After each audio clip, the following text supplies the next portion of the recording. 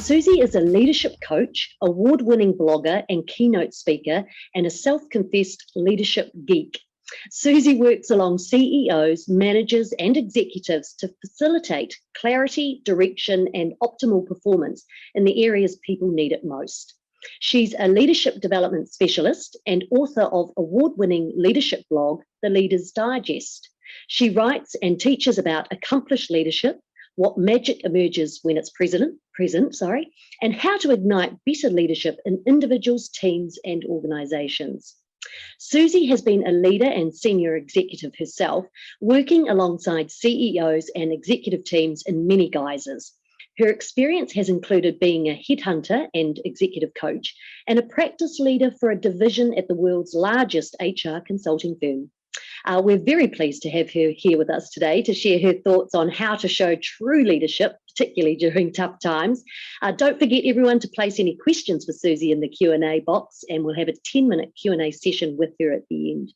So on that note, I'm very pleased to welcome you, Suzi, along today. Hi, Suze. It's great to be here, and thanks very much for having me. It's wonderful to see you as well. I know that we go back a long way, so it's lovely to be able to talk to you in this way. So what I thought I would do is just start by sharing my screen, and just bear with me.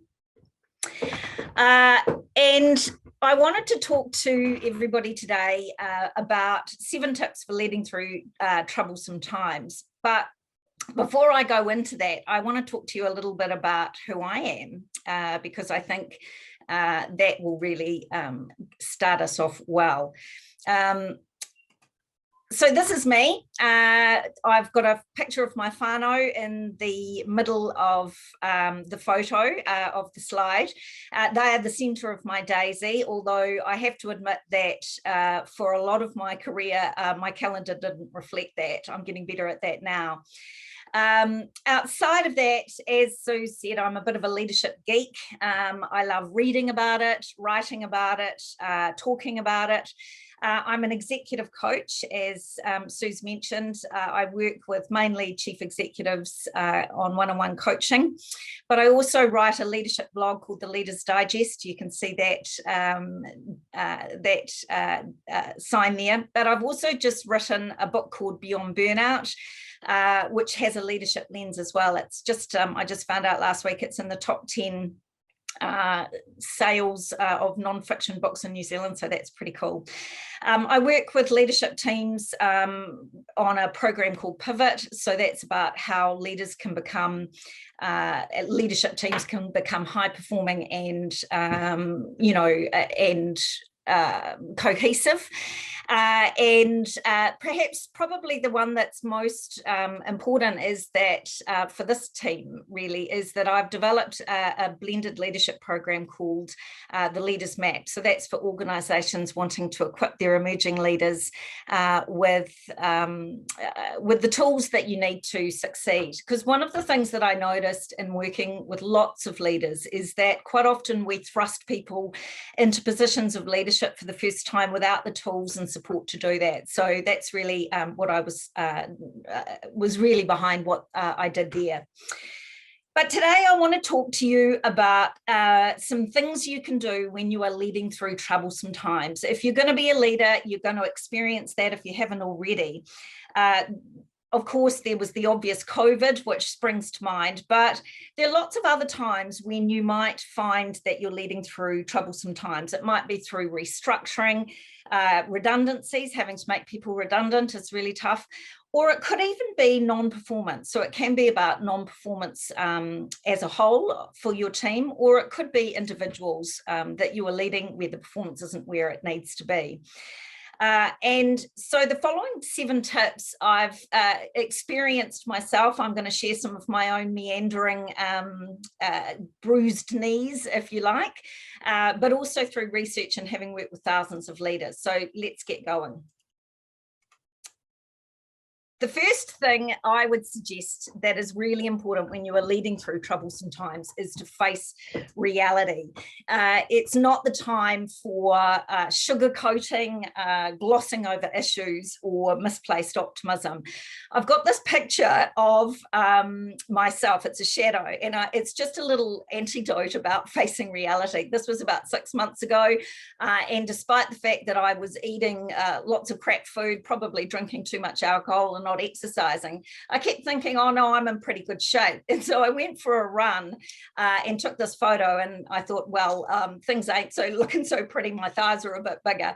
And so I really wanted to share this metaphor really about the importance of facing reality.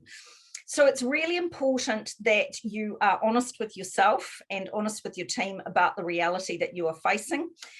You need to be candid about what is happening and focus on known facts.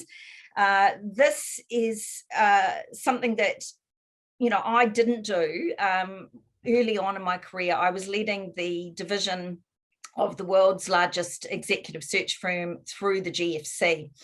And although I could see the rolling clouds of the global financial crisis really hitting us, I fell into the trap of saying to my team, it's all good. We've got it. It's going to be fine. I'm not going to have to, we're not going to have to make some redundancies or take pay cuts.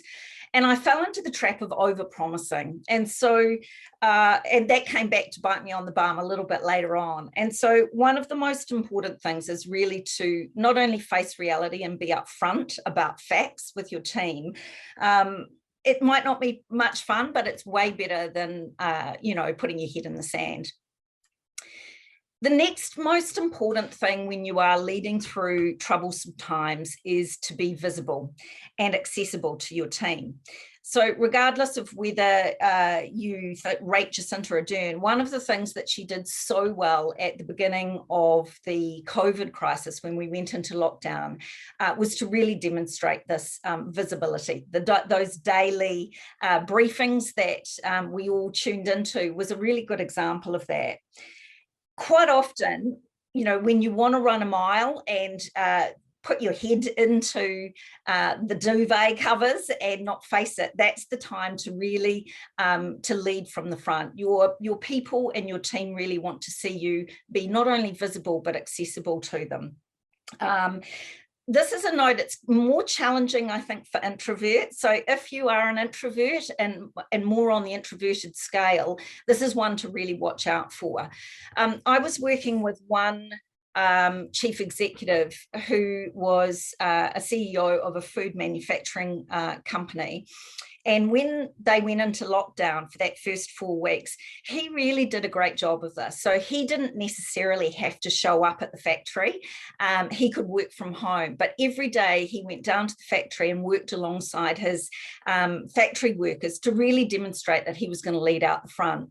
And the other thing that he did was that he did little videos every second or third day, just with some key messages, and also a bit of transparency and vulnerability about how he was experiencing and navigating those stresses. So I think what this might look like in action is, if you are going through tough times, check in with your team a little bit more. It might be a phone call, it might be in your one-on-ones, but certainly don't run and hide, because your team really wants you to be visible. One of the things that I've really noticed in my own experience and in coaching leaders is that it's virtually impossible to over-communicate in times of crisis or in tough times. There's this wonderful sort of acronym. It's called 10 times 10 times 10. And what that is, it really means is that if you need to communicate something 10 times in 10 different ways for people to retain 10%. And it's one of the most crucial times, I think, for you to really provide a vision for what is possible. And when we talk about communication, it's two-way. It means listening just as much, if not more, than talking. Stephen Covey, might want to Google Stephen Covey's 5 levels of listening. And when we talk about active listening, there is a real power in tough times, just asking, how are you? And then really actively listening to the response. It's not waiting for people to finish talking so you can actually respond. It really is a leadership superpower, listening. So I think that would be really important in terms of your communication. What I wouldn't suggest is hiding behind an email. I often fell into the trap early in my leadership career where I would think that I'd communicated something because I'd emailed it once or stuck it on the intranet. So you may want to have these conversations one-on-one with your team. Those key messages needs to be at the forefront. It's really natural for people to feel powerless and worried in tough times. But what you can do is to build a sense of control, even when it appears that so much is out of your and their control. One of the ways that you can do this, there's this wonderful, once again, it's Stephen Covey's model. You may have seen it before. There will always be things that are, what worry us about a particular situation. This is our circle of concern. So these are things that we worry about or that we're concerned about, but we don't have any control over. But if you can start to get your team to move towards the inner blue circle, the circle of influence. So these are things that you may not have direct control over, but you might be able to influence. The magic lies in the middle, circle of control. So these are things that, regardless of what's going on, your team can have control over. This is where coaching can be a really powerful tool for enabling your team to have a sense of control. Some useful coaching questions might be, given X, Y, and Z, what are our options? Even a simple, what is within your center of control or circle of control right now, given the situation?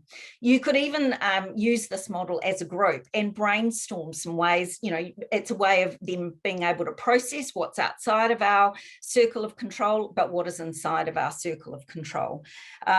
One example of this recently for me was when I was launching my book, and we had delays getting the books actually onto New Zealand. They were stuck in the port.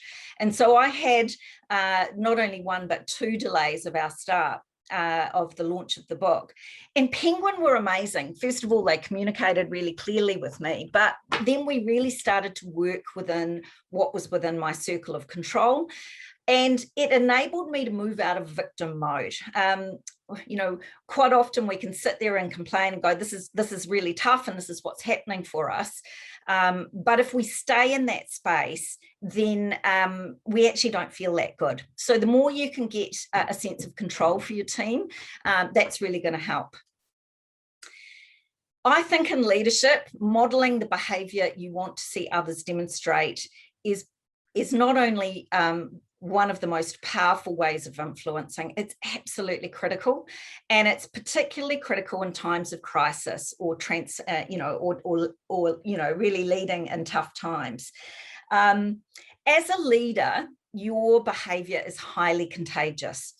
Quite often when I'm working with leaders, we often underestimate the shadow that we cast. When you whisper, it comes out like a shout. Hierarchical power is alive and well in organizations. And so it's really important that you really start to model the behavior that you want others to demonstrate. It's no good saying, do as I say, not as I do. I think we've all had bosses like that.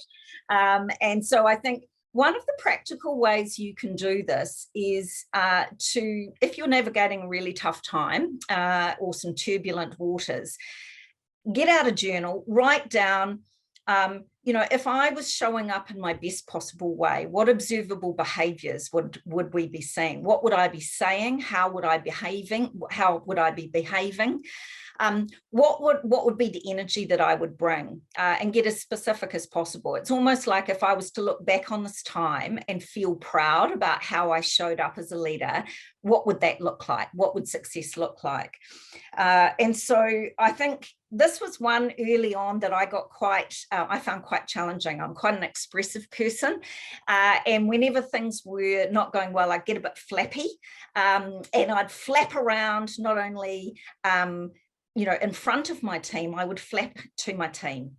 And, that really wasn't very helpful at all. So over time, what I would suggest you do is, by all means, find a safe space. It might be a mentor or a peer who you can offload to, who you can share your challenges with, or your boss, ideally, if you've got a trusting relationship. But if you can model the behaviour you want to see in others, that's going to build transparency and trust. I think it's time that we ditch this superhero archetype of leadership, particularly in tough times, but all of the time. I think it's really important to think leadership, not leader. And, this whole archetype where you have all the answers, you command and control, it's just not realistic, particularly in our volatile, uncertain and complex times. And so I think, the question is to really start to think about, what are the collaborations that we can bring from the team?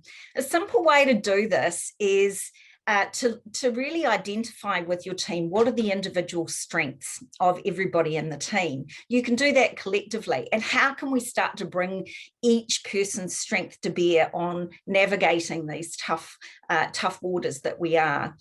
That also brings a sense of control, and it also brings a sense of cohesiveness, that you're all in this together. So what my question here would be to you, if you were navigating tough times, who gives me good advice and a good sounding board? Who are when I'm in the thick of it, who are some mentors for me that I can access? So I think it's really important that we don't feel like we have to do it all on our own, and that we don't have all the answers, because we never do. So that would be my next tip. Finally, this seems really trite, but looking after yourself is important all the time, but it's particularly important if you are navigating really troublesome times. I'm going to use a really overworked metaphor, putting the oxygen mask on on yourself before you put it on others. But there is some really compelling research about the link between things like exercise, sleep, pause and metaphor, and, in terms of pausing and restoring, and leadership performance. And so, a lot of people will, in tough times, will go, I don't have time to exercise. But the best leaders that I've worked with, they keep these little habits going. And even especially on things like working long hours. In my book, and Beyond Burnout, one of the interesting research is that after 50 hours a week, your productivity tanks. So working excessive hours, it not only leads to burnout, but you're probably not going to be able to actually get anything more for those extra hours that you're putting into. So that's pretty much where I finish, and I'm open to some questions if anybody has any of those. Do, Suzi, thank you for that. Amazing bit of speaking there. First question we've got is, there are a lot of people who aren't quite yet leading from the front, or aren't in a leadership role yet. So what advice do you give to those people? Because of course that's about, you still want to have a leadership role, or you're kind of leading from behind. How do they demonstrate leadership without actually having the title of leader? Yeah, such a great question, Suze. One of the things that I've really discovered over the 20 years or so of working with leaders is that just because you have the title boss or manager doesn't mean to say that you are a leader. And conversely, you don't need a title to demonstrate leadership. In fact, some of the best acts of leadership that I have ever seen have come from individual contributors. So I would start by saying, giving yourself permission to show up and to lead and to support your peers. It's about your behaviours. One of the things that I talk about in, and we have a module in my program, is about tuning into your values, getting clear about what your values and your leadership true north looks like. I used to be a little bit like, oh God, all that values crap. But actually having, got really clear about my values. So for example, compassion is one of them.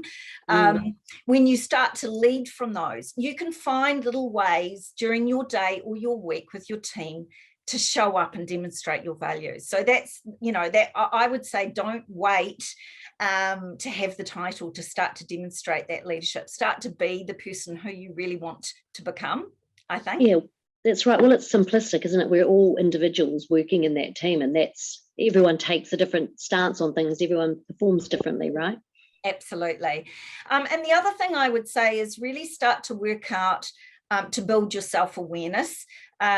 Self-awareness and emotional intelligence is, an absolute superpower of leaders. All of the best leaders that I've ever worked with, and I've worked with thousands, they are constantly wanting to build their self-awareness. If you're interested, there's a fantastic book called Insight by Tasha Eurich. I would absolutely recommend it. It's got some really good practical ways to start to build that. Absolutely. You mentioned someone saying here the importance of mentors. So who gives you good advice? Obviously, you're a leader talking with other leaders. Where do you get your mentorship from? Yeah, so what I've learned is it's kind of me practicing what I preach here. I have to. All good coaches have a coach. I have a formal coach who actually is my old boss, who's now, who I mention in the book, Beyond Burnout. And so I meet with him once a month, virtually. He's in Wellington. And I would say he has a really strong business coaching mentorship for me. But there are people in my life, and this is what I would suggest, that you can reach out to who you have trust with, who can give you good advice in certain areas. So Jane Chater, she's another executive coach who's a dear friend of mine. I often will access her. One of the things that I would say is that in order to have a good mentoring relationship, either whether you're the mentor or the mentee, trust is it's the most fundamental. And this actually extends to your team. Your first priority as a leader is to build trust with your team. And that's vulnerability-based trust. I look at high-performing teams that I work with, and if you're a fly on the wall, you'll see lots of things like comments like, I've made a mistake. You're better at this than me. I'm sorry. This is my weakness and I'm working on it. And it's always leader-led. So if you need to, if you can demonstrate a bit of vulnerability, that's going to improve trust, and it's going to set the team for that it's okay to make mistakes and to show up fully. Yes, absolutely. Could be a bit challenging though to hear some of that constructive criticism though as a leader, I'd imagine. You have to have a bit of a thick skin or certainly open to it. Yeah, so the best leaders that I know actively seek feedback from their team, including the tough stuff. The mere fact of saying to your team on a regular basis, what do you want me to keep doing, stop doing, or do more of? Yes, it's tough, but if you can front foot it, all the research shows that people actually consider you a better leader. So it's always going to be a bit difficult, and you are going to have that uncomfortable sense. But if you can really lean into that, and then not make it a career limiting move when one of your team, gives you some constructive, make it a positive experience for them to give you negative feedback, it's actually going to go a long way to your leadership capability. So yeah, it's going to be squirmy, but do it anyway. Well, I think some of our speakers over the last couple of days have talked about the importance of failures, and that those are just as important to learn from as the successes. So yeah. Absolutely. Right, another question here. Let me see. Carolyn's saying, I'm trying to demonstrate work-life balance and the value of this by doing a 9-day fortnight themselves. She's saying, what are your thoughts, especially in relation to the comments about looking after yourself and modelling behaviours? Yes. She's saying other leaders who feel as if a leader needs to be present every day. Sorry, left that out of the middle. Yeah. So how can you model and still be available, but also have some of your own boundaries? I was talking to a senior leader the other day of a really large building company, and I just want to share what she did, because I think this demonstrates what you're talking to. And it sort of talks to that, you've got to model what you want to see in others. They had been working extremely, over some tough times over the last 6 months. And so she said to a team, I'm going to take Friday off and I'm not going to put in a leave form because I've been working really hard and I want to demonstrate that I need a break. And I'm really putting the challenge out to all of you to do the same, to her team. Mm. I think that one of the ways is you don't have to be accessible all the time. It's just regular amounts and regular check-ins, or, on regular schedules. So one of the things I would say is monthly one-on-ones are probably one of the most important meetings in a leader's calendar. And I would suggest that you treat them as if you were having a meeting with your most important client, because they can, there are so many benefits. We haven't got time to go into, what you can do to really create those boundaries. But I think probably what a good question to your, is to say, what would success look like if I was working in a balanced way? And start from there. Absolutely. No, I agree with that. Now, sometimes despite best intentions, there's a question here, juggling 7 things can be less successful than we hope. If you find yourself struggling to implement all 7 of these, are there 2 to 3 of these you'd suggest focusing on first? Out of the 7 tips that I would say? That's right. Probably I would say communication. The one around communication, 2-way communication. And remember, leadership is all about listening. So up your listening skills, being fully present. So I would say the communication would be a really important one. And this I didn't put in the slides, but I'm going to go back to it, is ask yourself, what are the ways that I can demonstrate trust with my team?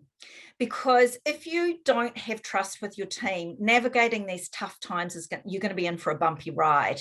So I would say the communication and then actually building trust, it should always be really important. And that's about cognitive trust, which is, doing what you say you're going to do, showing up in respect, but also what they call effective trust, which is warmth. Do you even care about me? That sort of thing. So those are 2 ways. I wrote a blog post on the Leaders Digest on that. Yeah, absolutely. Now, another question here about some of our past presenters mentioned that leadership isn't actually for everyone, and that's okay. Yes. Have you encountered that in your work and that realisation in your coaching sessions? And if so, what does that sort of look like, or what might you ask someone to uncover whether that is actually the situation for them? Yeah, I love that question. So often what I've seen in organisations is that we promote people because they're really good at the technical or functional sense. And sometimes, like in the case of sales, the qualities that are needed for leadership can be diametrically opposed. So I think if you are a leader wanting to see if someone wants to be a leader, I think it's really important that people want it. Just because you might be a good one doesn't mean to say you should do it, because it's going to be tough to going at times. So that's when knowing your why is really important. So I once again would talk to people in terms of coaching. So if you are a leader wanting to know whether somebody else wants to build into to become a leader, or you ask these questions yourself, why do I want to what is it about leadership that I am keen on? What might be some challenges for me if I was to move into a leadership role? That 3 whys. Why do I want to be a leader? there's the answer. And why is that important? And then why is that important? And it's okay to say, actually, I don't want a formal leadership role. There's different ways that people can turn up and lead in a team without having that formal title or responsibility. And I have seen some really derailing situations when people have been thrust into these roles and they don't actually want it. The relief when they go, actually, can I take a step into a functional expert? The relief is pretty palpable. Do you see organisations moving away from that sort of hierarchical way of operating? Because so it is a bit more collaborative and it isn't so much about leader and, and underlings, so to speak. It's just flatter structure. So the best organisations are starting to create pathways for people's development that isn't just this way. So one organisation I work for is developing people in terms of cross-functional promotion, and that is such a powerful way, not only in terms of developing their people, but providing routes for development and leadership that aren't just, I've got to become a manager. So yeah, absolutely. Those, the 9-box talent matrices, I sort of have a bit of a wrought, it's got some good things and some bad things. But I think if you start to look at what are some different pathways for people that isn't just a manager, you're onto a good thing. Absolutely, looking at their strengths. Now, a question here, have you got any advice about how to manage yourself and your own mental health when being a leader and you're really struggling with the workload or difficult work situations, which probably you've got some real personal experience on that, I imagine, with the burnout. Yeah. Yeah. So shameless plug, by the book Beyond Burnout. I've got a copy in front of me, but I go into all of that in quite a lot of detail. So Suze, what was the question again? Just so advice around how to manage yourself and your own mental health when being a leader and you're really struggling with the workload or difficult work situations. And maybe with your experience, when to say, call it quits, maybe. Yeah. So one of the biggest causes of burnout is overwork. And so what I would say is get really clear on your priorities. When I'm working with executive teams, they'll say, here's our 15 priorities. And I say to them, well, that's an oxymoron. You should have 3 to 5 priorities. That urgent and important matrix, which I talk about in the book, I would start to get, if we're feeling overwhelmed, often it's because we haven't got clear on our priorities. So I would work with your boss, your direct manager, on getting really clear on what are we going to ditch and delay. That's a really good question. We often, we're really good at adding to our to-do lists. But what I would say is, get clear on what you're not going to do so that you can get rid of that organizational white noise. The other thing I would do is start to up your delegation game, learn how to delegate effectively, and that's not just dumping stuff on people. And I would say I would go back to modeling what you want to see in others. So remember that 50 hours plus, you're tanking your productivity anyway. The best leaders I know have some really clear boundaries around, things like, not working all hours. So, but yeah, there's some more tips in the book. Nice plug. And so I guess, on that is obviously in this COVID environment where leaders aren't necessarily, in front of their team members all the time because we've got our working from home and that sort of thing going on. What sort of tips there for how to manage that? Because obviously you're talking about the communication piece, but that adds a new sort of element to it. Yeah. So Zoom fatigue is real. And I think one of the things that's coming out of the research that I've been watching, particularly in the US, is that we can over rely on Zoom, and there's some real research that we have to work harder. Our brains have to work harder on Zoom for lots of that cognitive load. So I would be a bit creative, sometimes picking up the phone and having a phone call, or allowing people not to have their, their camera on all of the time. Simple, note, a phone call would be really important. So I think it really depends on your own culture and your environment. But I would say, if you're a leader, have this conversation with your team. Once again, you don't have to have it all worked out. You don't have to solve this yourself. You might pose a powerful coaching question to your team and go, hey, what would success look like for us in terms of staying connected, but not overdoing the Zoom if we're working from home? What are some ideas? Let's brainstorm some options. So I think you've got to work out your own way, but don't just over rely on that Zoom. You can communicate in different ways. And as you say, all individuals within the team all probably have quite different ways of doing things. Yeah. Look, I'm afraid that's actually all the time we have actually for Q&A. So it's been such a pleasure having a chat with you and being able to talk this through and tap into your incredible expertise and experience, Suzi. Very, very grateful to have you join us today. Thank you so much, Suze. It's been a real pleasure. Not that I'm Absolute. An expert. I won't call myself an expert. I call myself a leadership geek, lifelong learner. And expert. Well, there you go. I'll do it for you. With me still, but yeah. Okay. Thank you so much. You're welcome. And of course, if you want to buy a copy of Suzi's book, Beyond Burnout, you can find a link to it in the briefcase, which is you'll see on your IMNZ Summit screen. So it's a fantastic book. So do check it out. There you go, Suzi. I did it for you. Woohoo! See you. Thank you.